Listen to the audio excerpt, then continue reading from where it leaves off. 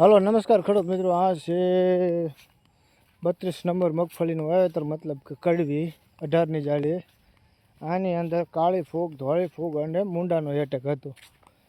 10 દિવસ પહેલાં ફુવારા પદ્ધતિથી પિયત ચાલુ કર્યું હતું, વરસાદ નહોતો થયો ત્યારે.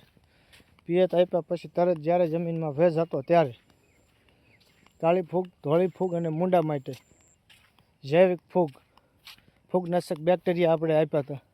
મેટારિઝિયમ, સુડોમોનસ અને ટાઇકોડર્મા. તમે પણ આ કરી શકો છો.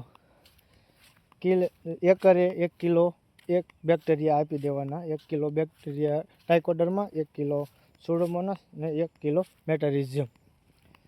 તમારા ખેતરના શેઢેથી સારી રેતી લઈ લેવાની, તેમાં ભેળવી અને છાંટી દેવાનું.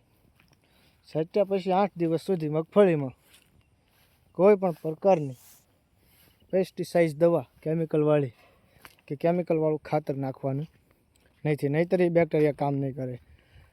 અને જ્યારે જમીન લીલી હોય અને તેમાં બેક્ટેરિયા છાંટશો રેતી સાથે ભેળવીને, ત્યારબાદ 8મા દિવસે તે સજીવ બેક્ટેરિયા ઉત્પન્ન થઈ જશે અને કાળી ફૂગ, ધોળી ફૂગ અને મૂંડાને ખાઈ જશે તેના શરીર ઉપર બેસીને.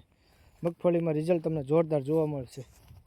તે બેક્ટેરિયા નાખવાના મેન ફાયદા એ છે કે એકવાર એ બેક્ટેરિયા નાખી દઈશું એટલે આખું વરસ દિવાળી સુધી, જ્યાં તમારે મોસમ આવી જાય છે મગફળી ઉપાડવાની, કાઢવાની, ત્યાં સુધી તે બેક્ટેરિયાનું રિઝલ્ટ રહેશે.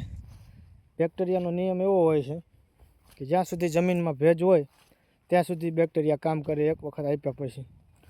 એટલે કાળી ફૂગ, ધોળી ફૂગને મૂંડા માટે મેટારિઝિયમ, ટાઇકોડર્મા અને સુડોમોનસ તમારા નજીકના એગ્રોમાં મળી જશે.